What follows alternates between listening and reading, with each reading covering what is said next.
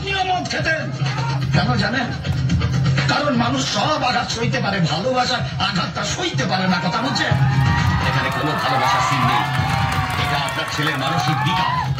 আমার মেয়ের জীবন ও অতিষ্ঠ করে তুলেছে। তাই যদি হবে তাহলে আপনি আপনার স্ত্রীকে পাঠিয়ে ছবিটা ফেরত নিয়ে গেলেন কেন? আপনার মেয়ে যদি আমার ছেলেকে ভালো নাই বাসে তাহলে ওই ছবিটা উপহার দিয়েছিল কেন? এইসব কথার উত্তর আমি আপনার মতন একজন মাছের ব্যবসায়ীকে দেবো না। তাহলে কাদের উত্তর দেবেন? আপনার মতো সরকারি কর্মচারীদের, যারা বাঁ হাতে টাকা নিয়ে ডান হাতে সিন্ধুকে ভরে? সরকার বাবু, আপনি বলা চলবেন না। এতই যদি সততা আপনার, তাহলে ডাকুন আপনার মেয়েকে, এইখানে এসে বলুক ও আমার ছেলেকে ভালোবাসে না। আসুক এখানে এসে বলুক যে আমার ছেলে ওর জীবন অতিষ্ঠ করে তুলেছে। চল চল, খুব খেয়াল হয়ে গেছে।